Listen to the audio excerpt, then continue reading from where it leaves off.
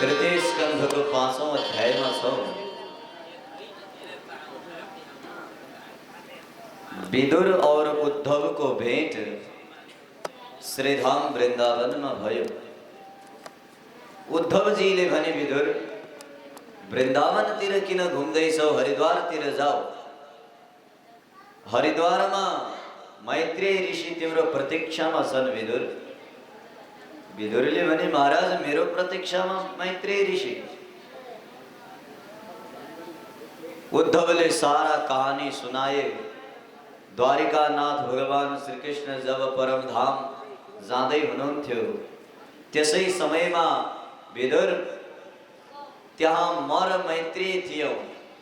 हामी दुईटैलाई अलग अलग कार्य सौंप्नु भो भगवानले। मलाई चाहिँ आफ्ना चरण पादुका लगेर बद्रीनाथ जाने आदेश दिनुभयो और सामने मैत्रेय ऋषि थे। मैत्रेय ऋषिलाई भन्नुभयो कि हे मैत्रेय, एक मेरो भक्त यस्तो रहेको छ जुन भक्तलाई मैले जाँदा जाँदा भेट गर्न पाएको छैन। त्यस्ता परम भक्तलाई गएर मेरो यो दिव्य कथा श्रवण गराइदिनु।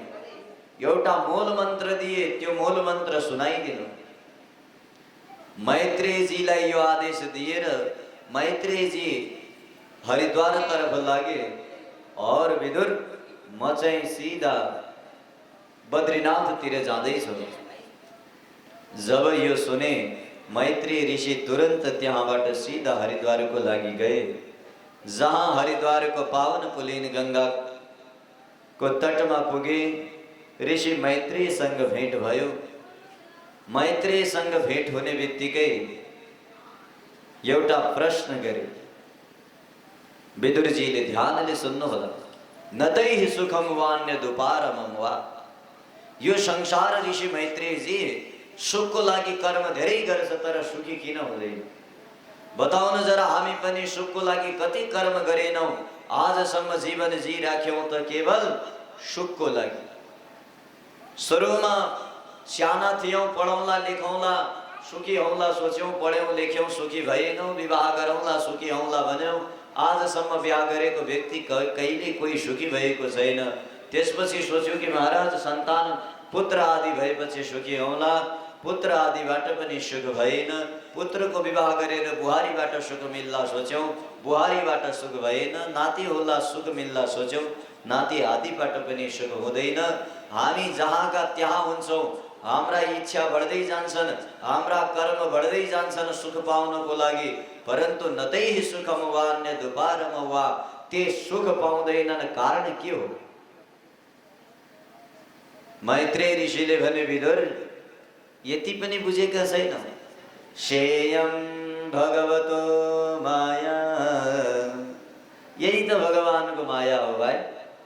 सायम भगवतः माया। यही त माया हो कि व्यक्ति सुख को लागि कर्म गर्छ, सुखी हुँदैन। मतलब माया माने जो चीज यो संसारमा छैन त्यसै चीज को लागि हामी प्रयत्न गर्छौं, यसैको नाम माया हो। जो चीज हामीसँग छँदै छैन त्यसको प्रयत्न गर्छौं, त्यो मिल्दैन। संसार दुःखालय हो। संसारमा सुख कहिल्यै मिल्दैन किनकि यो दुःखको घर हो। त्यसैले प्यारे यहाँ सुख को खोजी गर्यो भने सुख मिल्ने वाला छैन। अरे भाई, यदि कहीं पुस्तकालय को दुकान में गएर भोजन माग्यौं भने संभव छ भोजन मिल्न। भोजन खोज्नको लागि त भोजनालयमा जानुपर्छ, न कि पुस्तकालयमा। ठीक त्यसै प्रकार संसार हो दुःखालय। यहाँ दुखै मिल्ने हो। जति प्रयत्न गर्नुहोस् सुख मिल्ने वाला छैन। त्यसैले हे विदुर नतैहि सुखम। भगवान को यही माया हो। व्यक्ति संसार में आएर जो चीज छैन त्यसै चीज को लागि प्रयत्न गर्ने गर्छ, त्यसैले व्यक्ति दुखी हुन्छ। मैत्रेय जीले भने ऋषिवर यो मायाबाट पार पाउनको लागि के गर्नुपर्छ? कोही उपाय छ? मैत्रेय जीले भने उपाय केही छैन। भगवानको ध्यान गर, भगवानको मनन गर, भगवानकै चिन्तन गर, त्यसैमा बेडा पार छ विदुर। अरु कोही उपाय छैन। मैत्रेय ऋषिले भने कि गुरुदेव मलाई सृष्टि वर्णन सुनाउनुहोस्। मतलब यो माया को वर्णन सुनाउनुहोस्। माया के चीज हो? तो माया यो सृष्टि हो। हामी सब माया जालको प्रपञ्चमा बाधिएका हौं।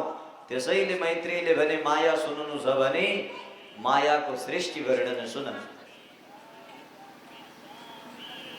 सृष्टि वर्णन ध्यानले सुन्नु होला। पहिला यो संसारमा कोही थिएन, कहिले कम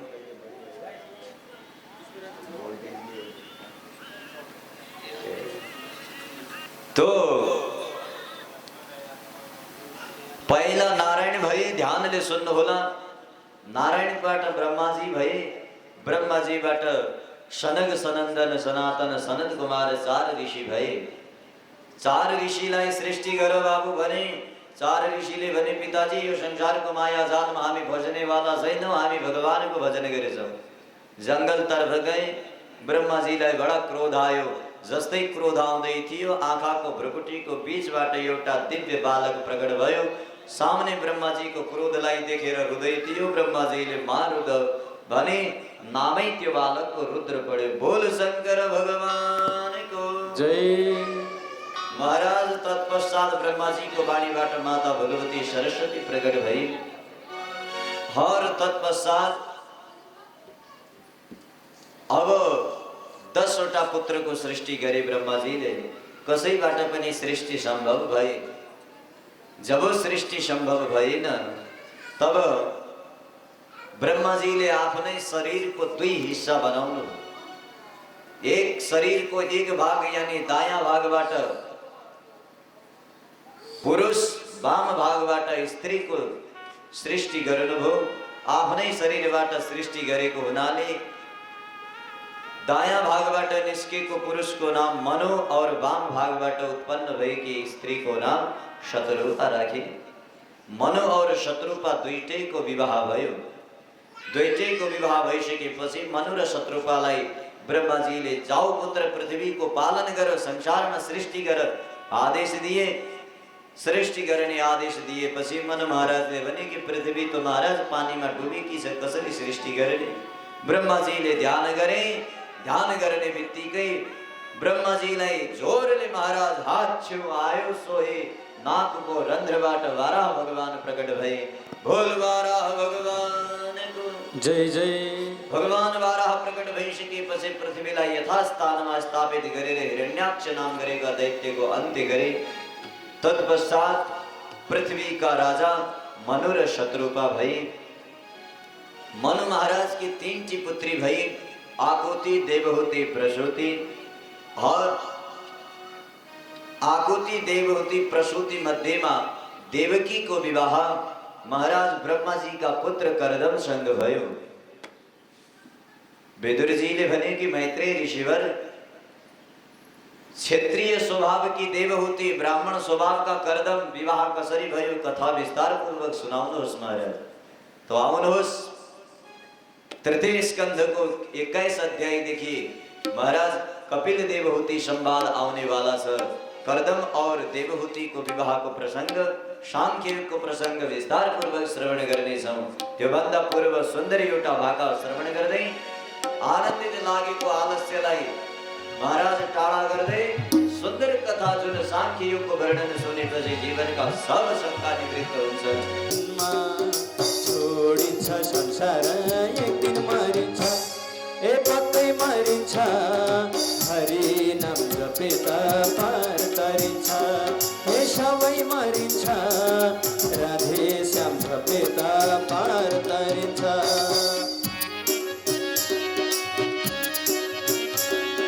सबैले ताली सेवा गर्ने भक्त सज्जन जय हो।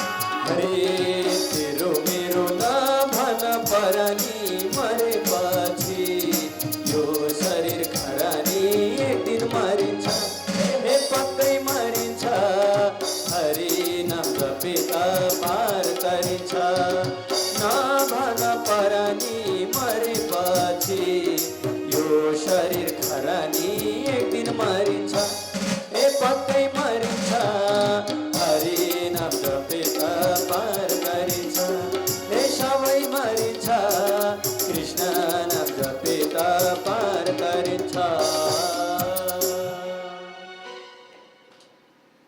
जोरदार तालीले सम्मान गरौँ पक्कै पनि यो वाद्यवादन र कथा व्यासाचार्य गुरुजीको टिमलाई। हामी मनु महाराज की माइली पुत्री देवहूति को विवाह ऋषि कर्दमसँग भयो। कसरी भयो? क्षत्रिय पुत्री देवहूति और ब्रह्मा का पुत्र कर्दम को विवाह। तो मैत्री जी विस्तार पूर्वक कथा सुनाउँदै हुनुहुन्छ, ध्यानले सुन्नुहोला। एक समय को कुरा हो, महाराज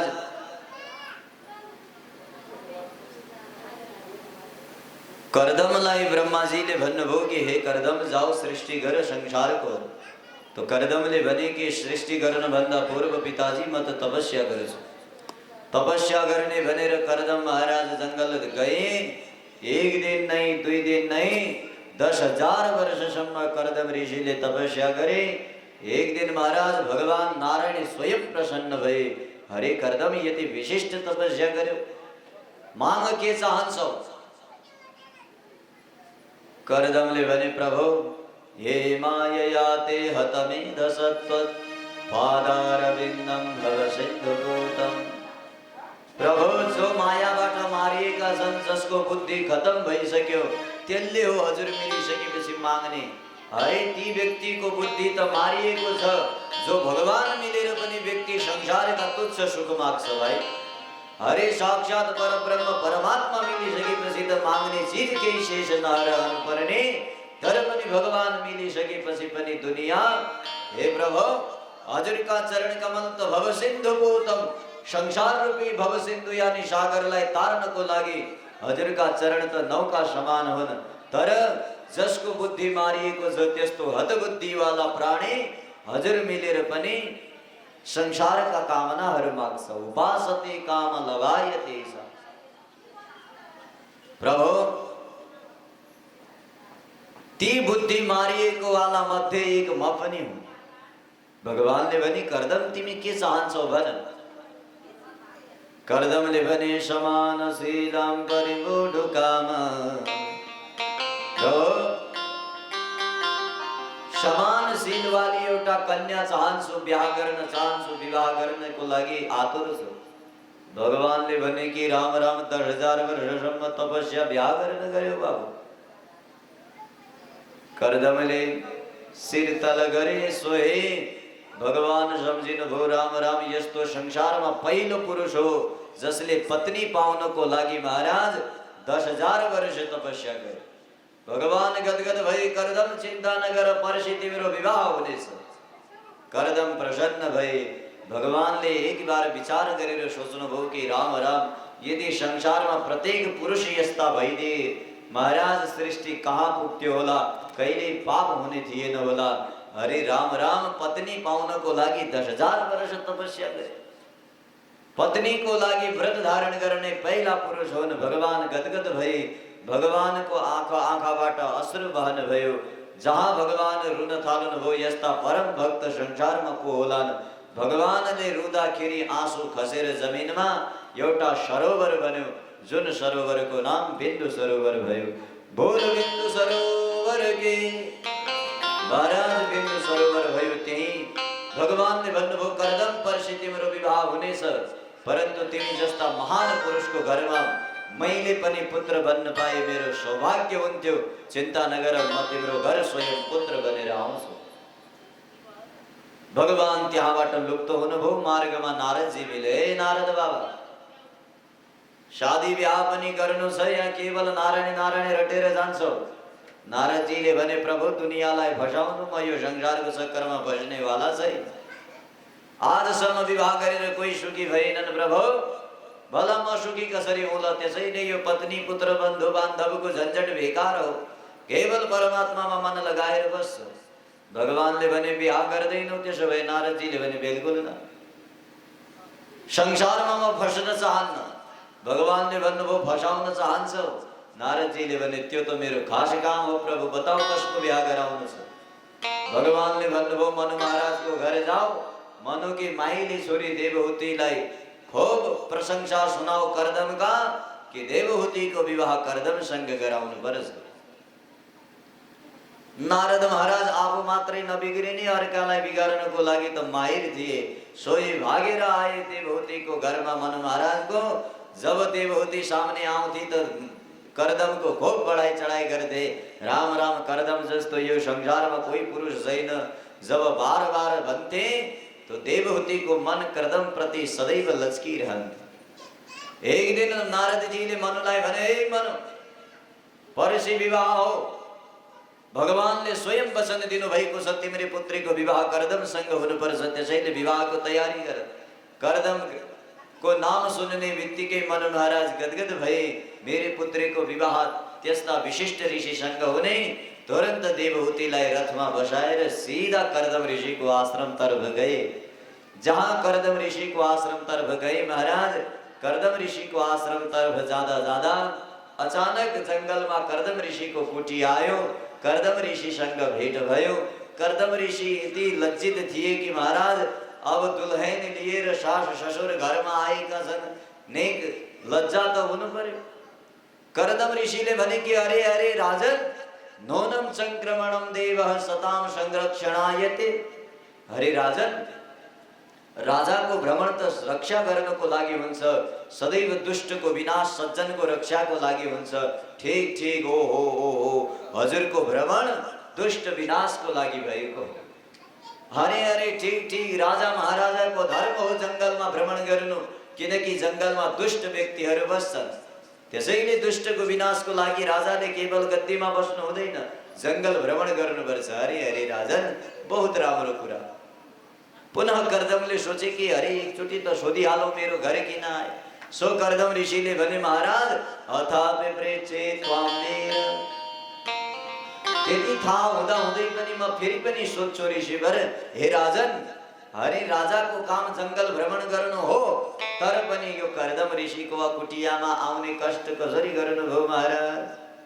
कर्दमलाई भित्र थाहा थियो मेरो बिहा गर्न आएका हुन्, तर महाराज कसरी भन्थे कि आओ आओ मैं हुँ दुला। बात घुमाउँदैछन् महाराज, राजाको भ्रमण त दुष्टको विनाशको लागि हुन्छ, सज्जनको रक्षाको लागि हुन्छ। अरे अरे, तर पनि मेरो कुटीमा कसरी आउनुभयो राजन? राजा मनु महाराजले भने कि मैले ज्वाइँ त बडा श्रेष्ठ पाएको रहेछु, किनकि महाराज जुन कर्दमलाई यति थाहा छ कि दुष्टको विनाश सज्जनको रक्षाको लागि राजाले घुम्नु पर्ने रहेछ, यो त आज थाहा भयो मलाई। मनु महाराजले भने कि दृष्ट्या त्वयान श्रेष्ठोहम दृष्ट्या मे भगवान दृष्ट, आज त मैले ज्वाइँको रूपमा साक्षात भगवान पाएँ। यति ठुलो ज्ञान, राजाले त घरमा बस्नु हुँदो रहेनछ, राजाले त दिग भ्रमण गर्नुपर्ने रहेछ। ओहो, अब मनु महाराजले सब बताए कि अरे कर्दम, मेरी छोरी माइली छोरी यो देवहूति हो, यसको विवाह हजुरसँग गराउन ल्याएको। कर्दम महाराजले भने कि ओहो, त्यसो भए भित्र बसौँ महाराज। तीनटैलाई रथबाट उतारेर आफ्नो कुटियामा कर्दम ऋषिले लगेर गए। जब कर्दम ऋषिले कुटियामा लगे, तीनटैलाई तीनवटा आसन बराबर बिछाइदिए। तीनटैलाई आसन बिछाइसकेपछि मनु और शत्रुपा दुईटै आसनमा बसे, परन्तु महाराज देवहूति कर्दमले दिएको आसनमा बसिनन्। किन बसिनन्? यस्तो किंवदन्ती छ कि महाराज देवहूतिले सोचिन् कि राम राम, भोलि मेरा पति हुनेवाला छन् कर्दम, सो त्यो स्त्री कस्ती, त्यो पत्नी कस्ती जो बस्नको लागि आसन पनि आफ्नो पतिबाट बिछाओस्, त्यसले पति धर्म कसरी निभाउन सक्छ? यदि पत्नीले पतिबाट आसन बिछाउँछ र आफू त्यो आसन कुर्सीमा बस्छ भने त्यो पतिव्रता धर्म होइन, त्यसले त पतिको अपमान हुनेछ। त्यो पत्नी ही कस्ती पत्नी। पुनः देवहूतिले सोचिन् कि अरे नाना, पतिदेवले आज्ञा दिनुभयो, आसन बिछाइदिनु भयो, देवी बस। यदि मैले आफूले पतिले दिएको आसन ग्रहण गरिन भने पतिले भनेको वचनको अपहेलना हुनेछ, पतिको वचनको अपमान हुनेछ, त्यसैले मैले बस्नै परेछ। देवहूति तो धारमा रही, पति को आज्ञा हो आसन में बसो, परंतु ना म भोलि पत्नी हुने वाली हूं, त्यो पत्नी कस्ती जो पतिबाट आसन बिछाओस्। धर्म संकट में पड़े देवहूति सोही पति को वचन को पनि रक्षा और पति को मर्यादा को पनि रक्षा गर्नको लागि देवहूतिले एक हात आसन में राखिन् और आफू भुइँमा बसिन्। कर्दमले हेरे कि राम राम कन्या बड़ा लक्षण वाली रहेछ। पहिला पहिला चिना हेर्नु भन्दा पनि चिनो हेर्नु बड़ा उत्तम मान्ने गर्दे। त्यसैले कर्दमले सोचे कि देवहूति परीक्षा में पास हो। सोही कर्दम ऋषि को विवाह देवहूति संग भयो। पहिलो विवाह महाराज धूमधाम संग कर्दम को देवहूति संग भयो। परंतु कर्दम महाराजले मनु महाराज संग एउटा शर्त राखी। हेर मनु महाराज, तिम्री छोरी संग म तब मात्र विवाह गर्नेछु, समय न 7 बजेमा म यो शर्तमा तिम्री पुत्री संग विवाह गर्नेछु कि एक गर्भ भइसकेपछि प्रसव भइसकेपछि म तिम्री पुत्रीलाई छोडेर जंगल जानेछु, यो शर्त हो। मनु महाराजले भने यो शर्त मलाई मन्जुर छ, ठीक छ, कहीं फरक पर्दैन। देवहूतिले पनि यो शर्त स्वीकार गरे और दुईटैको विवाह पुनः धूमधाम संग भयो। मनु और शत्रुपा विवाह गरेर घरतर्फ गए।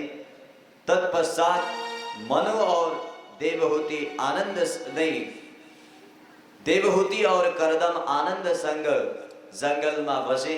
यतिमा महाराज 22 अध्यायसम्म को कथा और अब आउनुहोस् यो 23औं अध्यायमा देवहूतिले कसरी कर्दम ऋषि को सेवा गरिन विस्तार पूर्वक श्रवण गरौँ। भवानी इव भवम प्रभम, जसरी भगवान शंकर को सेवा माता पार्वती गर्थिन् त्यसै प्रकार को सेवा माता देवहूति गर्छिन्। एक दिन त महाराज कर्दम ऋषि प्रसन्न भए। कर्दम ऋषिले भने, देवी तिमीले मेरो सेवा यति गर्यौ कि आफ्नो शरीर को परवाह नगरी मेरो शरीर को रक्षा गर्यौ। तुष्टो हमद्य तव मानविमानराय शुश्रूषया परमया परया च भक्त्या यो देहि नामयमति वसुरे सुदेहो नावेक्षित समुचित क्षपित मदर्धे। देवी तुष्टो हमद्य, आज म प्रसन्न भई देवहूति तिमीले मेरो यति सेवा गर्यौ कि यो संसारमा सबभन्दा प्रिय आफ्नो शरीर हुन्छ। जुन व्यक्तिले आफ्नो शरीर को परवाह नगरी मेरो शरीर को रक्षा को लागि आफ्नो शरीर सुकाइदियो देवी, म आज तुष्ट प्रसन्न भई। माग देवहूति के चाहन्छौ, आज म तिमीलाई दिन चाहन्छु, जे माग्छौ त्यो दिन तयार छु। देवहूतिले भनिन्, पतिदेव त्यो स्त्री कस्ती होला जो पतिबाट आफ्नो हिस्सा अलग माग्छे। हरे पतिदेव, जो पति को सारा संपत्ति हो त्यो स्वतः मेरो संपत्ति हो। पत्नी को अलग पति को अलग हुँदैन। जति हजुर को संपत्ति हो पतिदेव त्यो स्वतः मेरो संपत्ति हो। त्यसैले म आफ्नो भाग अलग मागेर भाग कम गर्न चाहन्न।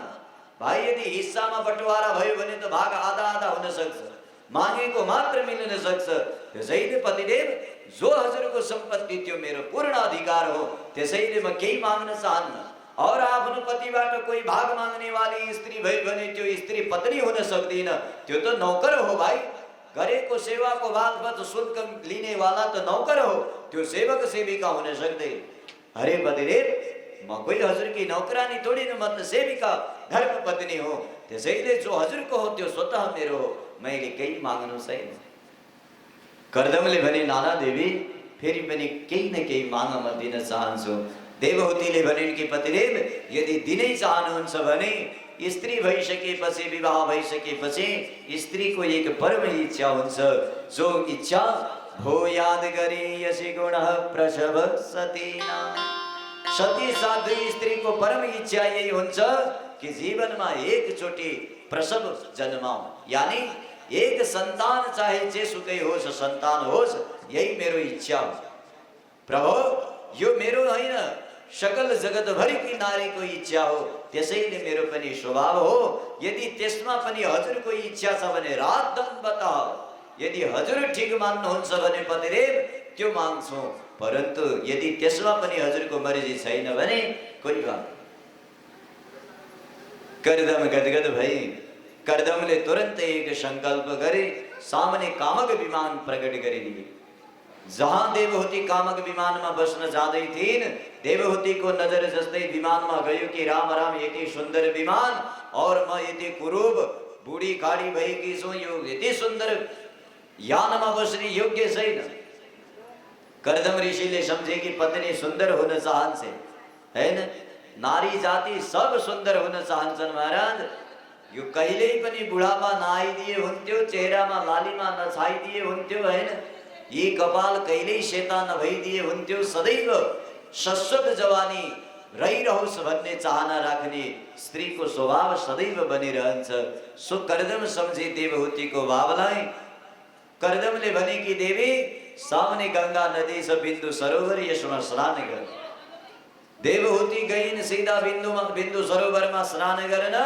जहाँ बिन्दु सरोवरमा डुबुल्की लगाइन् महाराज, स्वर्ग की सारा अवसराहरू देवांगनाहरू आएर खूब सजावटले श्रृंगार गरिदिएन। जहाँ कुण्डबाट बाहिर निस्किन्थ्यो महाराज, द्वितीय अप्सरा समान भएर परम सुन्दरी नवयुवती भएर निक्लिन्। करदमसँग पुनः कामक विमानमा बसिन्। कामक विमान सीधा आकाश मार्गमा गयो। शतम व्यतुयुः शरदाः, 100 शरद ऋतुसम्म करदम ऋषि आफ्नी धर्मपत्नी देवहूतिसँग आकाशमा कामक विमानमा भ्रमण गर्दैछन्। 100 वर्ष बितिसकेपछि पनि करदमलाई होस आएन। एक दिन अचानक करदम ऋषिले हेरे कि राम राम, मेरो विमानमा त खूब हो हल्ला हुँदैछ, को रहेछ? पछाडि फर्केर हेरे कि महाराज 9 कन्या जन्मिसकेकी छिन्। तबसम्म त करदमले भने कि म कहाँ एक सन्तानको लागि बसेको थिएँ, यहाँ त 9 कन्या भइसकिन्। अब मैले यो तुरन्त संसार त्याग्नु पर्छ भनेर कामक विमानलाई शान्त गरे। करदम ऋषिले तुरन्त जंगल जाने निर्णय गरे। जब जंगल जाने निर्णय गरे, जंगल जानको लागि हातमा कमण्डलु लिएर तयार भएका थिए। सोही देवहूति रुन थालिन्, पतिदेव, दुनियाँले भन्ने छ कि पुत्री धेरै भइन्, आफ्नी छोरीको विवाह गर्न सकेन, सो छोडेर भागेर जंगल गयो। दुनिया बदनाम गर्ने छ पतिदेव, यदि जंगल जानु छ भने कम से कम यी 9 कन्याको बिहा त गरेर जानु। करदमले सोचे कि बात त ठीक हो भाइ, संसार का संसारी त आरोप लगाउनको लागि त महाराज सहीलाई पनि आरोपलाई त झन् आरोपै थियो। करदमले भने कि वास्तवमा 9 कन्याको विवाह गर्न नसकेर जंगल गयो भन्ने आक्षेप लाग्नेछ, त्यसैले देवी चिन्ता नगर, म 9 वटी कन्याको विवाह गरेर जानेछु। देवहूतिले भनिन्, पतिदेव, 9 कन्याको विवाह गरेर जंगल त जानुहुन्छ, तर यो देवहूति घरमा कुसन्द बस्ने, छोरीको जात पराए घर जाने हो। मेरी 9 की 9 छोरी भएर पनि म आमा घरमा एक्लै रहनेछु पतिदेव।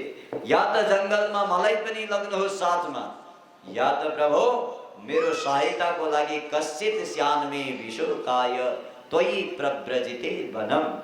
हजुरले जंगल गइसकेपछि मेरो पनि त कोही घरमा सहारा होस्, त्यसको पनि व्यवस्था गरिदिनुहोस्। मतलब छोरीले केही हुनेवाला छैन, एउटा पुत्र दिनुहोस्। करदम ऋषिलाई होस आयो। राम राम, भगवानले तब तपस्या गर्दा भन्नुभएको थियो 9 कन्या भएपछि 10औं पुत्र बनेर आउनेछु। भगवानले स्वयं भन्नुभएको थियो, देवी म त बिर्सिहालेँ। फर्किए जंगल जानबाट, जहाँ फर्केर आए सोही घरमा आए। कालान्तरमा देवहूति पुनः गर्भवती भइन्। देवहूतिको गर्भमा भगवान नारायणको साक्षात प्रतिमूर्ति भगवानको अंश प्रकट भयो। 10 महीना पुगिसकेपछि देवहूतिको गर्भबाट दिव्य बालकको जन्म भयो, जुन बालकको नामकरण साक्षात स्वर्गबाट ब्रह्मा आदि आएर देवताहरूले राखे, जसको नाम कपिल भयो। बोल कपिल भगवान के। भगवान कपिलको स्तुति गरे देवताहरूले। ब्रह्मा आदि सब आएका थिए स्वर्गबाट। अन्तिममा ब्रह्माजी फर्किँदै थिए। करदम ऋषिले ब्रह्माजीको हात समातेर भने, ब्रह्मन कहाँ हो? मेरी 9 वटी छोरी छन्, हजुरका 9 वटा छोरा छन्। यो नारद त बिहा गर्नेवाला छैन, नारद छोडेर 9 वटा अलग छोरा छन्। त्यसैले 9 हजुरका छोरा, मेरी 9 छोरीको विवाह गरिदिनु। ब्रह्माजीले भने कि त्यो त म चाहिरहेको छु सृष्टि विस्तारको लागि। तुरन्त त्यही सम्झौता भयो।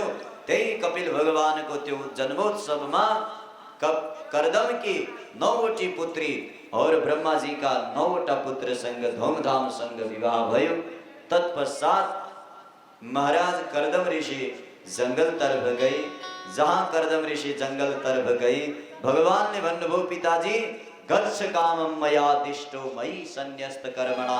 जंगल गएर पनि पिताजी कहीं जंगल में भरत जस्तो नहोस् कि जंगल का मृग पशु पक्षी आदि में रतिमती होस्।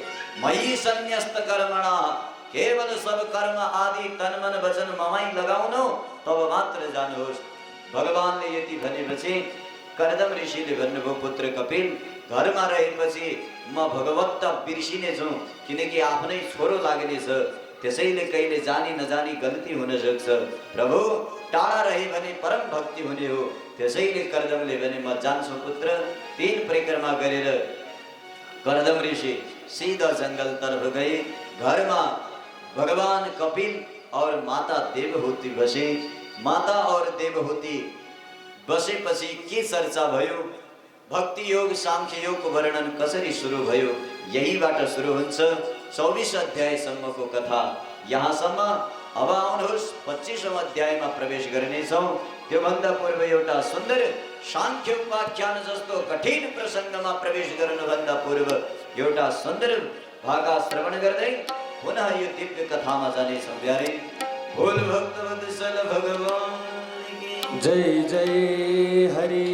कलियुगमा पार लगाउने नारायणको नाम, कलियुगमा पार लगाउने नारायणको नाम, नारायणको नाम जपी पुगौं परम धाम। कलियुगमा पार लगाउने नारायणको नाम, नारायणको भजन गरी पुगौं परम धाम। कलियुगमा पार लगाउने नारायणको नाम, नारायणको भजन गरी पुगौं परम धाम।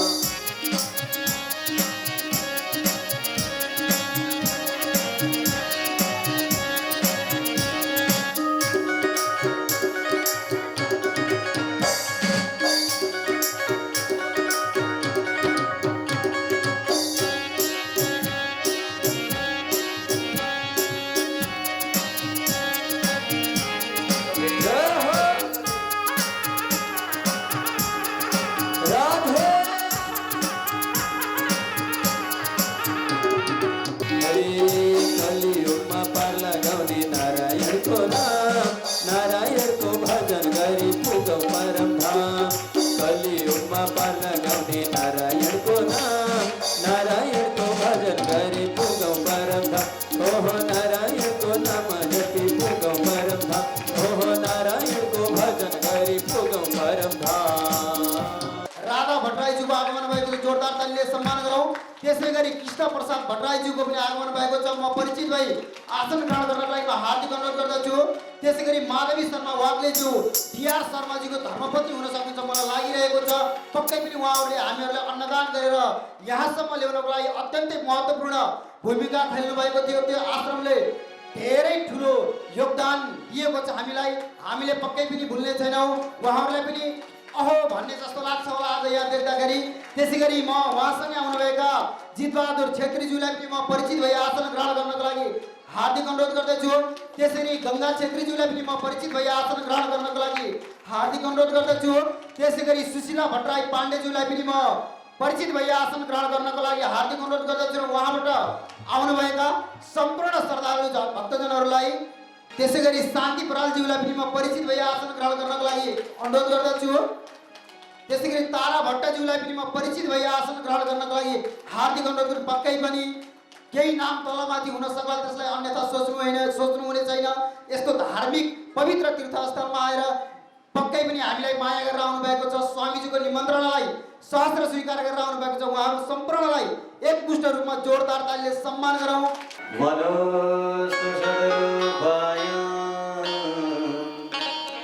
तिसरह कन्या सजगिरी,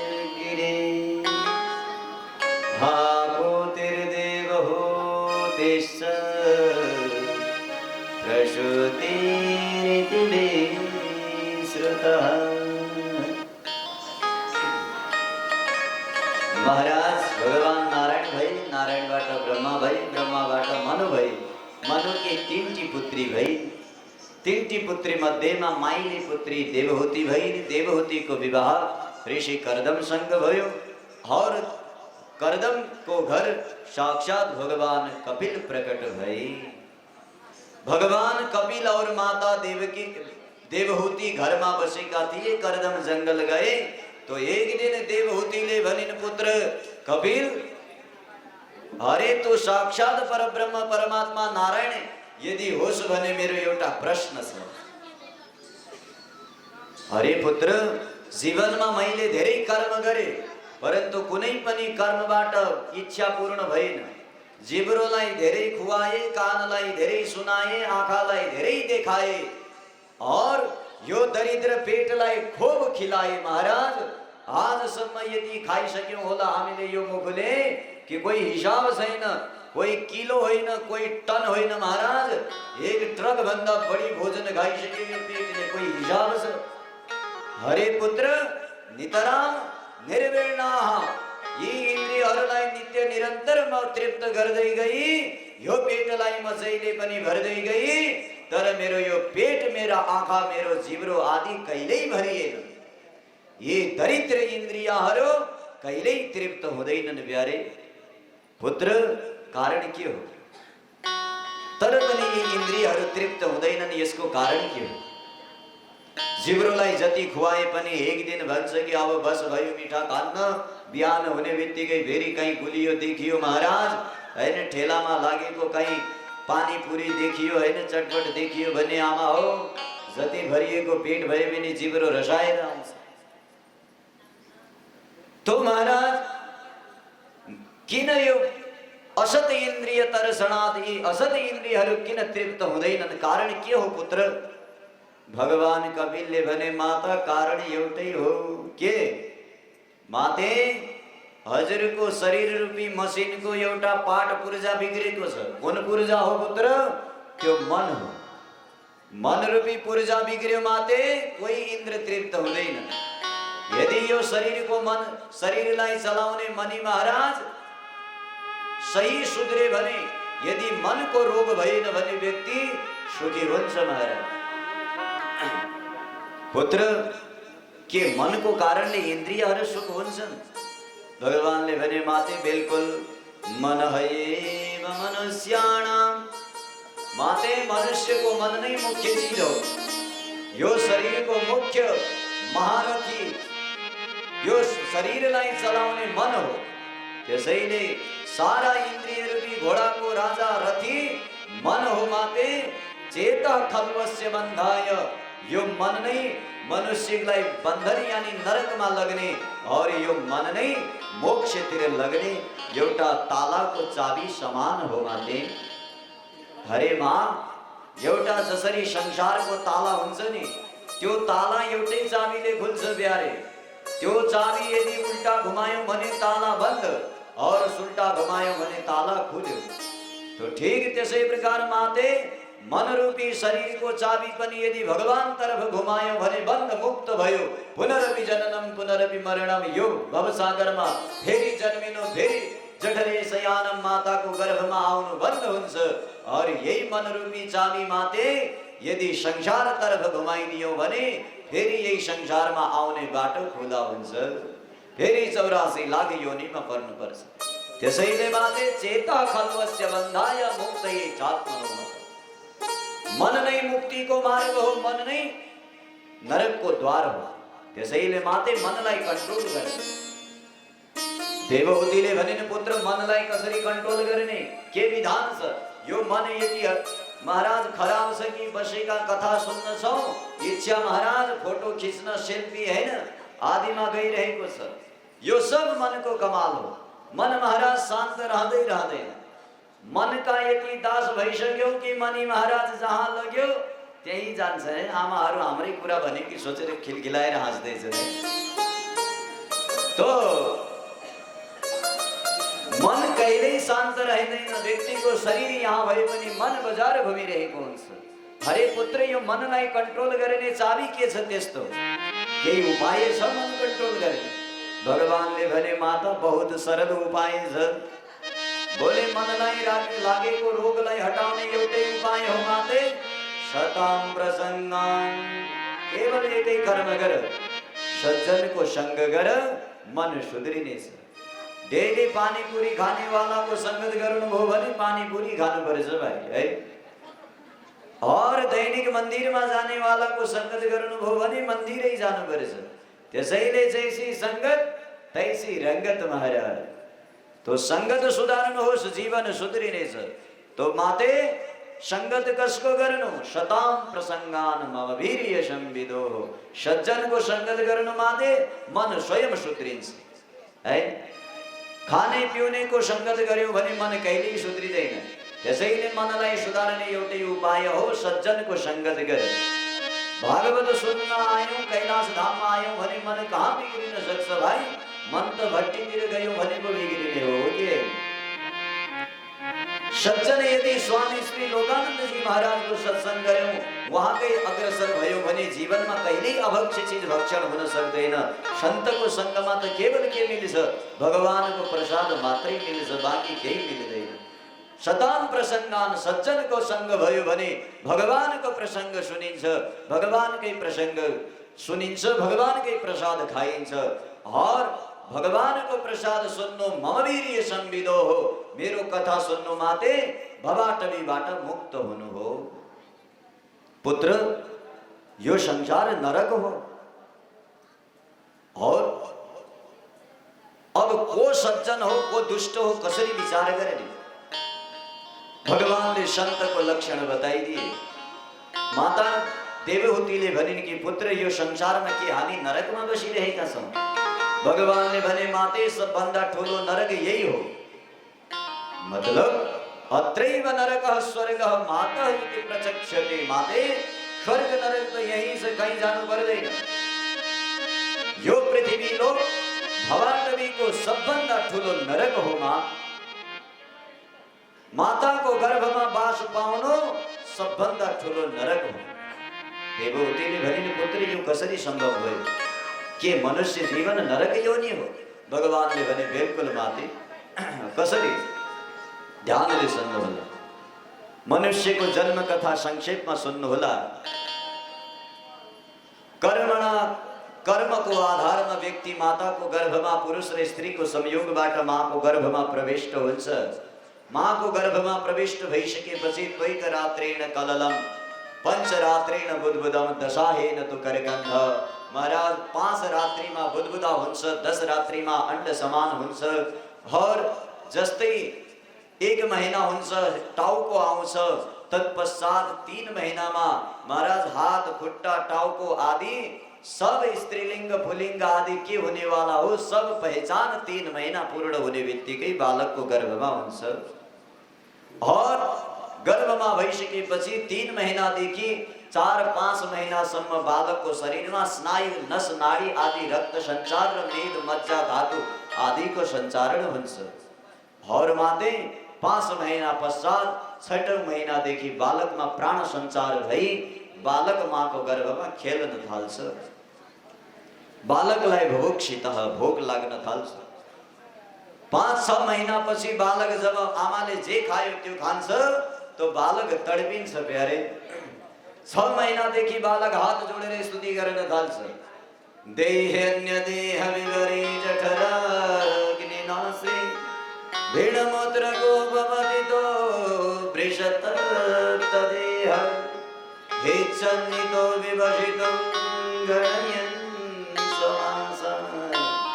निर्वास्यते कृपणधि भगवन् कदनु बालकले माको गर्भमा हात जोडेर स्तुति गरेछ किन थाहा छ कसै वैज्ञानिकले प्रमाणित गर्न सकेको छैन कि बालक गर्भमा हात किन जोड्छ हाम्रा धर्मशास्त्रले प्रमाण पहिल्यै गरिसके बालक गर्भमा हात किन जोड्छ थाहा छ सबभन्दा ठूलो नरक गर्भवास हो कसरी देहन्य देह विवरी यो हाम्रो शरीर है यो शरीर भित्र एक अर्को छ आत्मा दुई भई त्यो आत्मा सहित को शरीर कसै अर्काको शरीर भित्र रहन्छ। देही अन्य देह विवरे, यो आत्मा उस्तै अर्काको देहमा छ। आत्मा अलग हो, हामी यो माटाले बनेको शरीर अलग हो। आत्माले छोड्यो भने यो त मट्टीको लौदा हो महाराज। 2 दिन पहिला गला मिलिने वाला यो आत्माले छोडिदियो भने टाढैबाट नमस्कार गर्नेछन्। कहीँ गल्तीले हात खुट्टाले छोइयो भने पनि सीधा स्नान गरेर बडा अपवित्र अपवित्र गरेर बल्ल घरभित्र जानेछ। हेर्नु जरा यो शरीर कति अपवित्र रहेछ। यो आत्मा सम्झेलसम्म दुनिया चरण स्पर्श गरेछ महाराज, गला मिल्छ त बिनामा बाँच्न सक्दिन भन्छ। जुन दिन यो आत्माले छोडेर जान्छ दुनिया हात लगाउन पनि डर्छन्। अरे वो लास वो शरीर हो, केही फरक छैन, त्यति भेदभाव हुन्छ। त्यसैले आत्मा अलग शरीर अलग हो।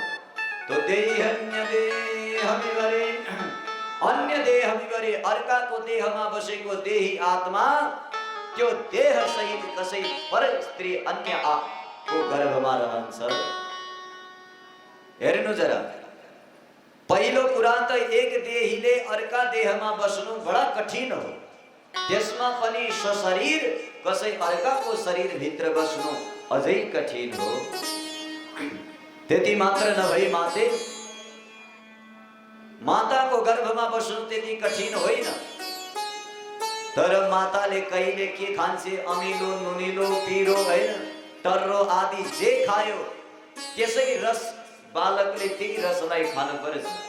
महाराज, अर्काले खाएको भोजनको रस हामीले लिनुपर्छ। गर्भमा कति कष्ट होला, कतिखेर हामीलाई तिर्खा लाग्ने हो, आमा तिर्खाको सट्टामा रोटी खाइदिने हो, कहिले प्यास मेटिए।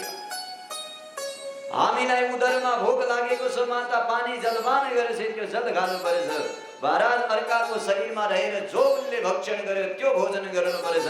जो बालकलाई गर्भमा चाहियो त्यो कहिल्यै मिल्दैन। और अमिलो पिरो नुनिलो केही भन्न मिल्दैन प्यारे। त्यसैले धर्मशास्त्रमा गर्भवती स्त्रीले धेरै तातो नखाने, अमिलो नखाने, पिरो नखाने। किन? किनकि गर्भमा रहेको बालकलाई अप्ठ्यारो नहोस् त्यसको लागि सादा भोजन गर्नु पर्छ। अर्काको देहमा अर्काले गरेको भोजनको रस खानु माते, तत्पश्चात त्यति मात्रै भयो, कोही बात नहीं। पेटमा के छ?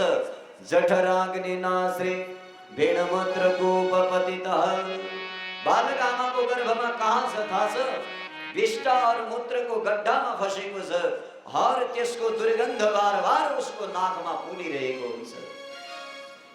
और विष्टाका कीडाहरू जो पेटमा रहन्छन् ती बिस्तारै बिस्तारै कोमल शरीरलाई खोब नोचिरहेका हुन्छन्। तो बालक चिल्लाउँछ परन्तु आवाज बाहिर आउँदैन। माताको गर्भमा यताउता दकुर छ। हामी सोच्छौं कि बालक खेलिरहेको छ, वो आफ्नो पीडाले तडपिरहेको हुन्छ।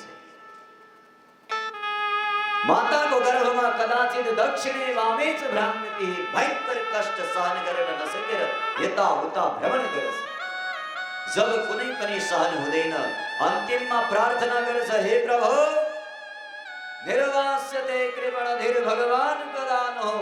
हे कृपणमाथि कृपा गर्ने वाला कृपा दीन दयाल परमात्मा, यो गर्भवास नरकबाट कहिले निकाल्ने हो? म त यस्तो नरकमा छु कि महाराज विष्टा और मूत्रको गड्ढामा फसेको छु, त्यसमा पनि कीडाहरू नोचेर खाइरहेका छन्। और तत्पश्चात गर्भभित्र पनि एउटा जाली हुन्छ, त्यो जालीमा बालक बाँधिएको हुन्छ। वो आफ्नो हिसाबले हात खुट्टा चलाउन पाउँदैन, बिल्कुल सटिक बाँधिएको हुन्छ। त्यो जाली तब मात्र फुट्छ जब प्रसूति वायुले धक्का दिन्छ, गर्भबाट बाहिर आउनु पर्छ। तबसम्म त्यो अन्य विवरे छन्न जालीले बाँधिएको हुन्छ।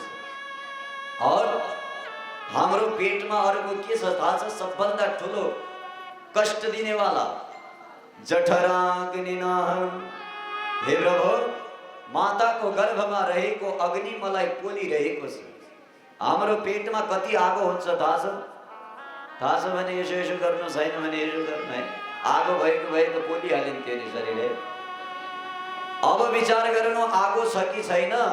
हामी कहिलेकाहीँ भात अथवा दाल अथवा चिया धेरै गरम हुन्छ सुटुक्क खान्छौँ, बाहिर फाल्छौँ या घटक्क भित्र निल्छौँ, प्राय भाइ भित्र गर्छौँ। त्यति गरम चिज भित्र सायद सब पोलिदिनु पर्यो, जलाइदिनु पर्यो। भित्र थाहै हुन्न यो भन्दा तल गएपछि चाहे 100 डिग्री सेल्सियसको गरम जाओस् केही फरक पर्दैन, किनकि बाहिर 40-50 गर्मी हुन्छ, पेटमा 100 डिग्री पूर्ण हुन्छ है। त ज्वरो नाप्छौँ नि हामीहरू कहिलेकाहीँ, त बाहिरको ज्वरो त त्यति हुन्छ, भित्रको ज्वरो झन् कति ताप गरम होला, विचार गर्नु। त्यति भयंकर गरम पेट भित्र हुन्छ। कहिलेकाहीँ काँचो अन्न आदि खायौँ भने पनि भित्रै पकाइदिन्छ, जठराग्नि सब पाचन गरिदिन्छ। त्यसैले प्रभु सबभन्दा ज्यादा त माताको गर्भमा रहेको यो जठराग्निद्वारा अश्रिक म जलिरहेको छु। हे प्रभु म प्रार्थना गर्दैछु, गणयन सोमासान आफ्ना महिना दिन गणदैछौ, कदा निर्वास्यते कहिले निकाल्नुहुन्छ प्रभु। 6 महिनादेखि बालक हात जोडेर भगवानको स्तुति गर्न प्रारम्भ गर्छ, प्रभु यहाँबाट निकालिदिनुहोस्, म जीवनमा कहिल्यै बिर्सिँदैन हजुरलाई। खूब प्रार्थना गरेछ। 9 महिनामा भगवान प्रार्थना सुन्नुहुन्छ। 10औं महिनामा बालक बाहिर आमाको गर्भबाट आउँछ। आउँदाखेरि केही देखिँदैन, गर्भको दुःख सब बिर्सिन्छ, संसारका सुखमा रमण गरेछ। क्वाहम गरेर चिल्लाउँछ, म को हो कहाँबाट आए भन्छ। आमा बुवाले भन्छन् क्वाहम को हो म भन्यो भने म तिम्रो बुवा हो भन्छन्, म तिम्रो मम्मी हो भन्छन्, परिचय गराउँछन्। आफूसँग परिचय, बन्धु बान्धवसँग परिचय, जति जति संसारका संसारीसँग परिचय भयो भगवानसँग त्यति बच्चा टाढा हुँदै गयो, भगवानलाई बिर्स्यो। यो नरक बडा भयंकर हो। गर्भबाट आइसकेपछि सुख छैन। विष्टा मूत्रमा बालकले शयन गर्नुपर्छ। बालक कहिलेकाहीँ यहाँ मच्छरले टोकेर रोयो भने आमा सोचे कि भोक लागेर रोयो होला, तुरन्त स्तनपान गराउँछ। कहिले पेट दुखेर बालक रोयो भने मातालाई केही थाहा हुँदैन किन रोयो, जबरजस्ती स्तनपान गराउँछ। बालक कहिले आफ्ना पीडा बताउन पाउँदैन, नजाने कति कष्ट भोग्छ। 1-1.5 वर्ष पश्चात जीवनमा केवल संसारमा शादी ब्याह, 1-2 वर्षमा बालक ठुलो हुन्छ, पढ्छ लेख्छ, सुखी हुँदा सोच्छ, विवाह गर्छ। महाराज विवाह गरिसकेपछि झन् जीवनमा कष्ट हुन्छ। महाराज लालन पालन गर, कोही धन्यवाद मिल्दैन। जीवनभरि छोराछोरी पढाओ, कसैले स्याबासी दिँदैन। बुढेसकालमा सुख मिल्ला भन्छौँ, बुढेसकालमा वृद्धाश्रम तर्फ जानुपर्छ। त्यसैले माते संसारको सबभन्दा ठुलो नरक यो पृथ्वी भूमि हो। यदि यो नरकबाट मुक्त हुनु छ भने मामेव अनुस्मरः, मेरो भजन गर, मुक्त हुनेछौ। भगवान कपिलले दिव्य उपदेश दिए। 3 स्कंधलाई प्रणाम। भगवान कपिल सीधा गंगा सागर गए। माता देवहूति केही दिनसम्म त्यही बसिन्, पुनः परम धाम गइन्। भगवान कपिल गंगा सागर गएका हुनाले अरू तीर्थ बार बार, गंगा सागर एक बार। बोल गंगा सागर तीर्थ की जय हो। किन जन्म दियौ मलाई हे रामा, यो कलिकालैमा।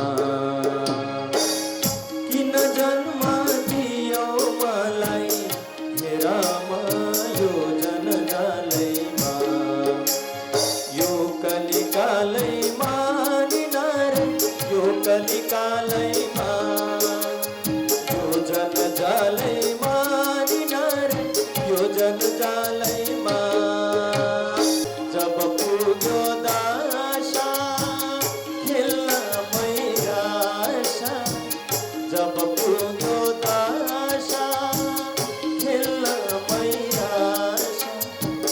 किन जन्म दियौ मलाई हे रामा, यो जनजालैमा।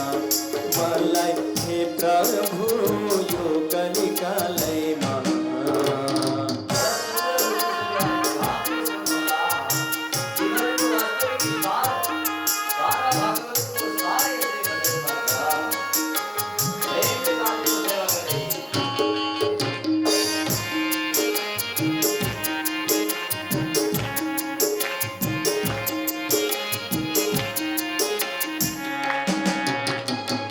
जब पुग्यो बिसा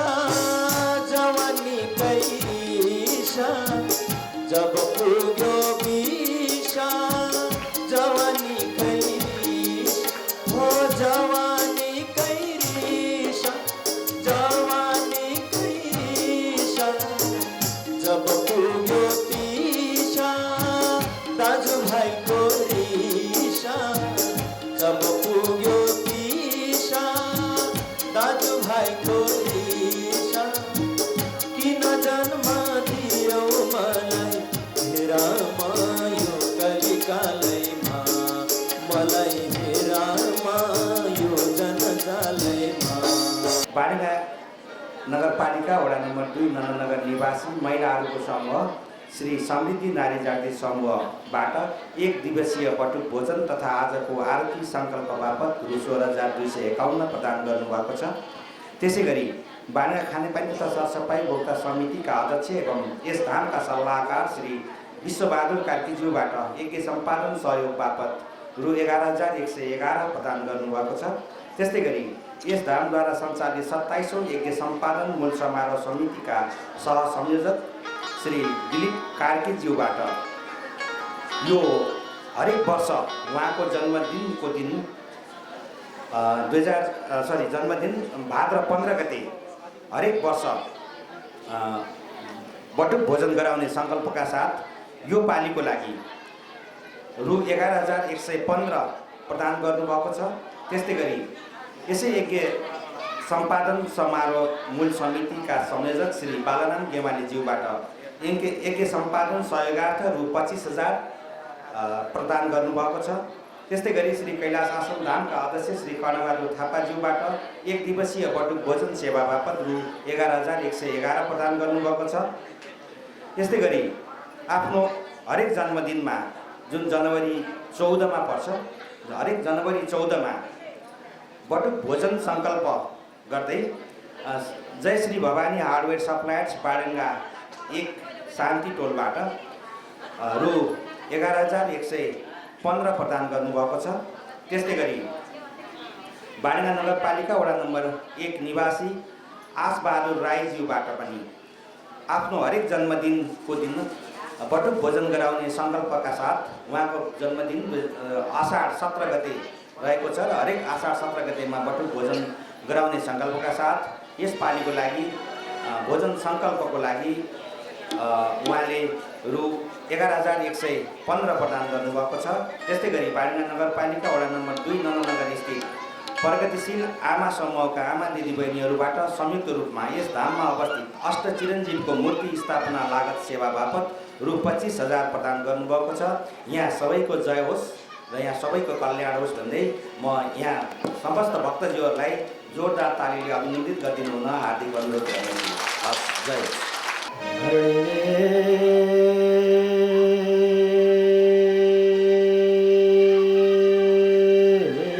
शरमणीय दर्शनम मुंदाः सरुचि रणनम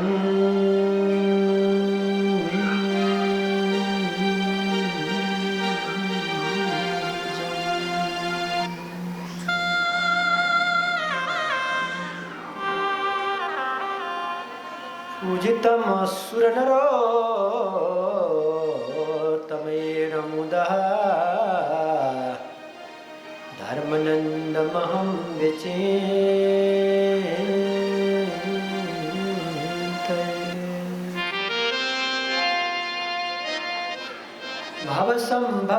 भवसम्भवभीतभेदनं सुखसम्पत्करुणानिकेः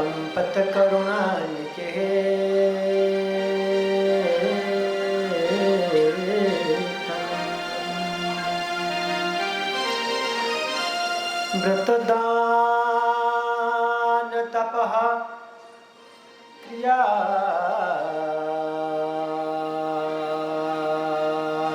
फलम्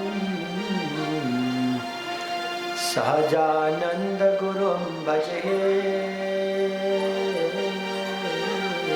सदा। विशेष सकल विष्णुना विदाता दाता तमे सकल मंगल शांति दाता।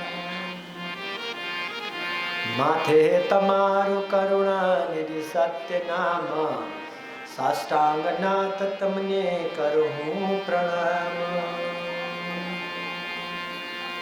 त्वमेव माता च पिता त्वमेव बन्धुश्च सखा त्वमेव विद्या द्रविणं त्वमेव सर्वं मम देव देव।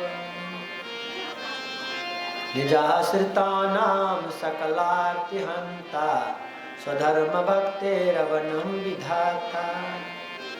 दाता सुखानां मनसेप्सितानं तनोतु कृष्णो किल मङ्गलं न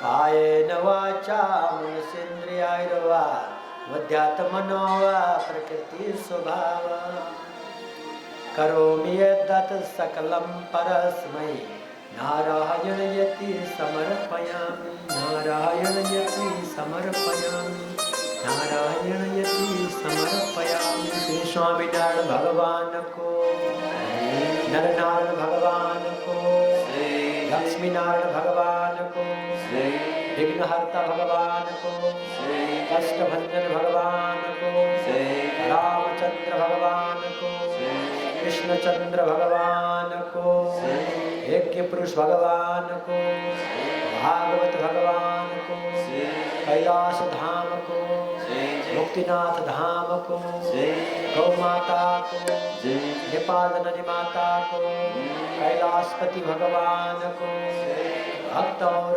भगवान को सभी को जय होस्।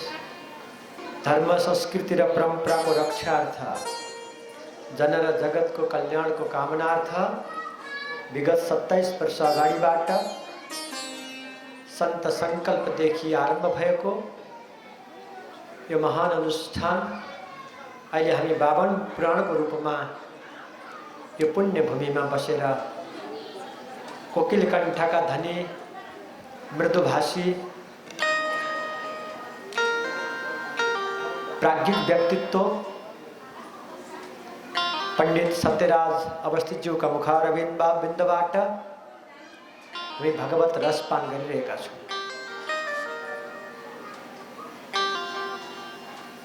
देवताहरूले पनि बार बार प्रयत्न गर्दा प्राप्ति नभएको वस्तु, देवताहरूलाई पनि अभाव रहेको भागवत रूपी रस तपाईहरुले सहज रूपमा पान गर्न पाउनु भएको छ। यस्तो अवसर जगतमा धेरैलाई दुर्लभ छ। अहिले 2 वर्ष यता प्रत्यक्ष रूपमा अनुष्ठानको माध्यमबाट भागवत रसपान गर्ने शुभ अवसर नन्दगाउँवासी, नयाँ गाउँवासी, बर्दियावासी र कैलालीवासीलाई मात्रै प्राप्ति भएको छ, अरूलाई प्राप्ति भएको छैन। भक्तहरू भगवानको भागवत कथाले तपाईको संस्कारमा परिवर्तन आउनु पर्यो, तपाई परिवर्तित हुन पर्यो, तपाई सुधारिन पर्यो, तपाईमा सुख शान्ति समृद्धि मात्र नभइकन तपाईमा ईश्वरीय भाव पनि हृदयभित्र प्रकट हुन पर्यो। भक्तहरू भगवानको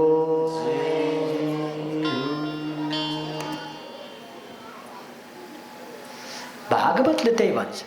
भागवतले के भन्छ? विशुद्ध हेम जुलपीत वस्त्रम, तिम्रो यो शरीर छ नि त्यसलाई विशुद्ध बनाउनको निमित्त मैले सतत प्रयत्न गरेको हुँ। कृष्णको चिन्तनै हो। विशुद्ध हेम ज्वलपीत वस्त्रम अथार्योथम सविनापि शस्त्रम व्यर्थीकृतानेक सुराब्धिजस्त्रम श्री राधिका कृष्णहं नमामि।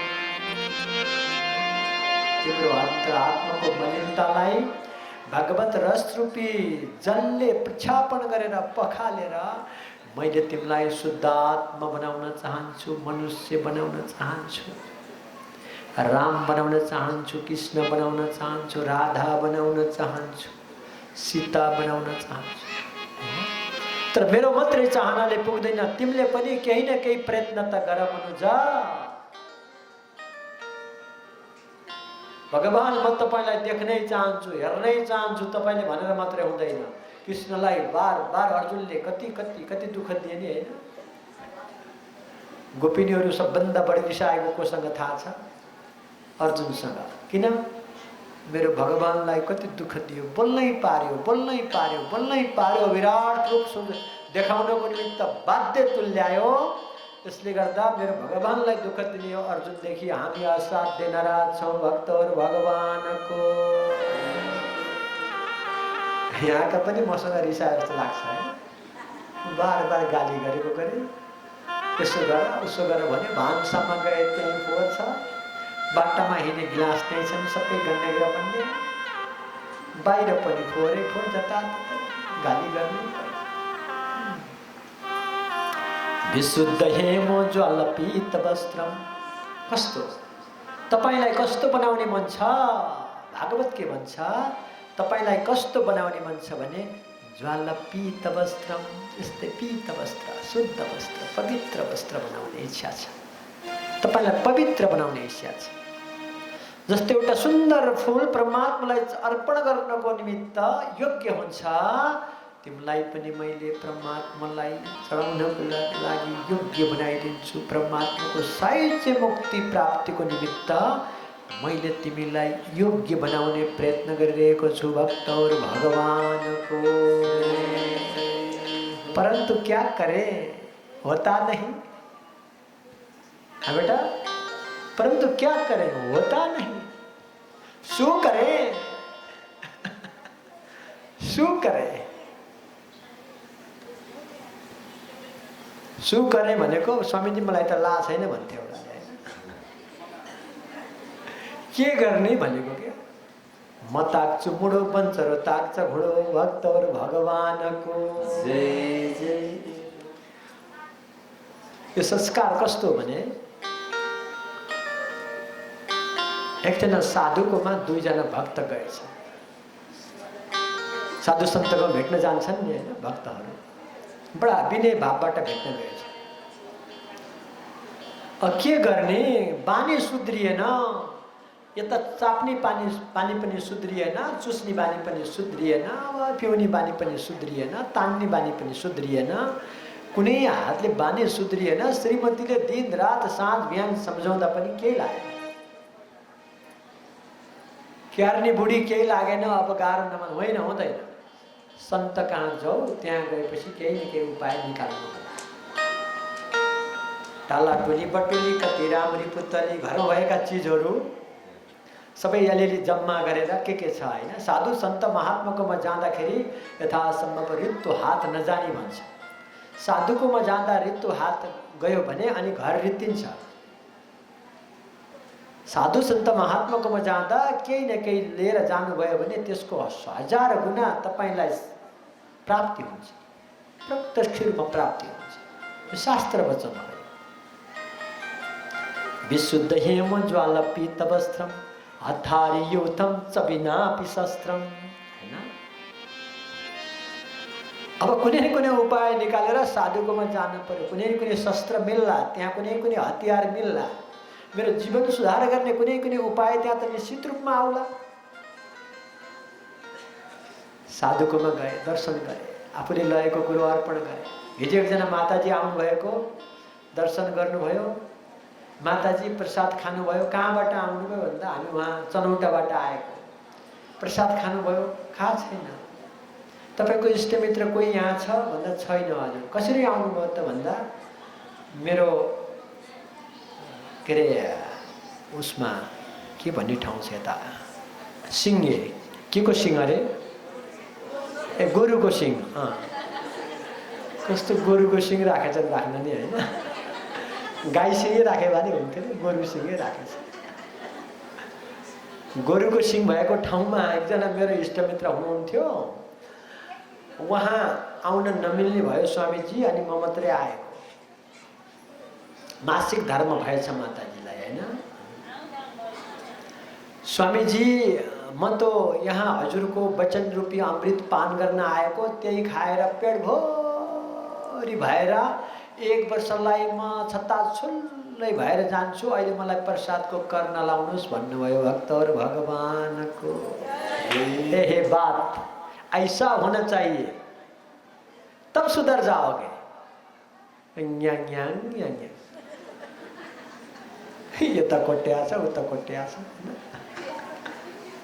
खरखर बटे छोरालाई बच्चालाई चिमटेर भयो नि यहाँ रुवाउने क्या। एक दिन एकजना माताजी आएकी अरे, बच्चा रोएछ। अनि रोकोरै गरेछ। अनि बच्चालाई अर्को बच्चालाई नरुवाएन सत्सङ्गमा रुवाउन हुँदैन भनेर अर्को माताजीले सोद्धा मलाई मेरो मम्मीले चिमट्नु भयो भन्थ्यो अरे क्या। भक्तहरू भगवानको आत्मा त हो नि, आत्मा और जीवात्मा कैसा होता है किसी को पता नहीं, डिस्टर्ब गर्नको लागि होइन। सन्तको साथमा पुगेपछि आफ्नो हातमा जे लगेको वस्तु थियो त्यो अर्पण गरे सन्तलाई। अनि सन्तले भन्नुभयो कि तिमीहरू के को लागि आएका हौ बच्चा हो, हामी सुधार लिन आएको, संस्कार लिन आए। जाऊ 1 हप्ता सेवा गर।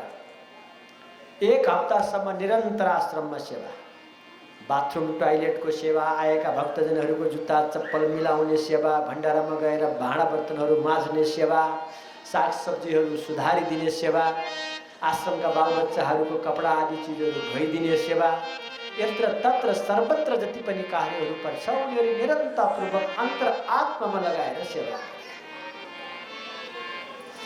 7औं दिनको दिनमा त्यो अब गुरुसँग दीक्षा लिएर अब संस्कारी भएर जानु पर्यो। अब त आनन्द, बुढीले पनि गाली गर्दिनन्, बडा आनन्द हुने भयो जिन्दगी। अनि साधुको साथमा आए, स्वामीज्यू हामी जानुपर्छ, आज हामीलाई केही न केही प्रसाद दिनुहोस्, आशीर्वाद दिनुहोस्, हामी सुध्रिन पर्यो, हामी सुधारिएर आउन पाऊँ विधाता यहाँ।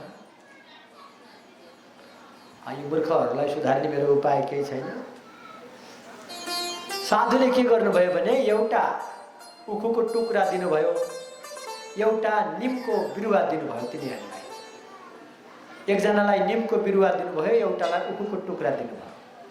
लो बेटा यो उखुको टुक्रा लगेर तिम्रो घरको अगाडि पानी राखिराख्ने ठाउँमा लगेर सार है, बाहिर होइन। जुन चिज जहाँ राख्नुपर्छ त्यही राख्यो भने त्यो चिजले फाइदा दिन्छ। जुन चिज जहाँ प्रयोग गर्ने हो त्यहाँ प्रयोग गरेन भने त्यो चिजले हानि पुर्याउँछ। तपाईँको बालबच्चाहरूको कन्सेप्ट कस्तो छ, विचार कस्तो छ, चिन्तन कस्तो छ, बचपनमा उसको स्वभाव कस्तो थियो, त्यसै अनुसारको तपाईँले शिक्षा दीक्षा र काममा लगाइदिनु भयो भने बच्चा बडा महान बन्छ। बच्चाको चिन्तन एकातिर छ, बच्चाको भावना एकातिर छ, बच्चाको क्रिया एकातिर छ, अनि तपाईँले एकातिर लगाइदिनु भयो भने अनि बच्चा पनि बिग्रन्छ, तपाईँ पनि बिग्रनुहुन्छ। भक्तहरू भगवानको जय जय। जुन वस्तु जहाँ उपयुक्त हुन्छ त्यहाँ लगाउनु पर्यो, अन्यथा प्रयोग भयो भने त्यसले जीवनमा बहुत ठुलो हानि पुर्याउँछ। अब सन्तले दिएको प्रसाद लिएर जानु पर्यो भने एउटाले लयो निमको बिरुवा सार्यो आफ्नो घरको अगाडि जहाँ सुरक्षा हुन्छ, अर्कोले लगेर उखुको टुक्रा पनि घरको अगाडि सार्यो। 2 वर्षपछि आउनु है बच्चा हो, 2 वर्षपछि मसँग आजकै तिथिमा, आजकै मितिमा आउनु। आज के तिथि हो? द्वादशी तिथि हो। के बार हो आज? आइतबार हो। हाँ ल ठिक छ, द्वादशी तिथि आइतबारको दिनमा आउनु। अनि सम्झेर बसिराखेको छ। अब गुरुले द्वादशी तिथि आइतबार पनि छ भन्नुभयो, अब आइतबारको व्रत पनि बस्नु पर्यो। आइतबार कसको व्रत? घरमा गए संकल्प गरे, बाटोमा जाँदा जाँदा एकजना ब्राह्मणसँग जौ तिलकुश हातमा लिएर संकल्प गरे होइन, हामी आइतबारको व्रत बस्न चाहन्छौँ। सम्भव भयो भएसम्म कुनै न कुनै बारको व्रत बस्नु होला। त्यसले तपाईँको जीवनमा ओज दिन्छ, तेज दिन्छ, तपाईँको कार्य गर्ने क्षमता अभिवृद्धि गर्छ, तपाईँलाई त्यसले ईश्वरसँग जोडिदिन्छ होइन।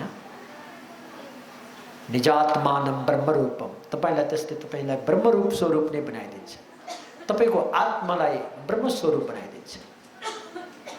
कुनै कुनै बार कुनै न कुनै प्रकारको उपासना आराधना व्रत बस्नुपर्छ।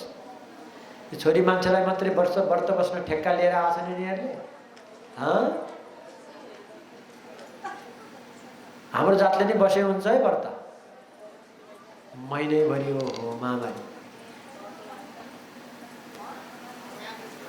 आइतबारको व्रत बस्ने सूर्यनारायणको व्रत हो। त्यसले शरीरको रोगलाई निवृत्ति गरिदिन्छ। जसलाई शरीरमा कुनै न कुनै प्रकारको रोग छ, मनमा कुनै न प्रकारको तनाव छ भने आइतबारको व्रत बस्नु पर्यो। आदि देव नमस्तुभ्यं प्रसिद्ध मम भास्कर, दिवाकर नमस्तुभ्यं प्रभाकर नमस्तुभ्यं।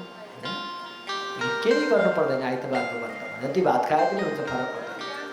परन्तु बिहान उठेर सूर्यलाई अर्घ चढाउनु पर्छ। यति हो। खानालाई एक मानो खाए नि फरक पर्दैन, मजासँग घिउ र भात टन्न खाए पनि फरक पर्दैन।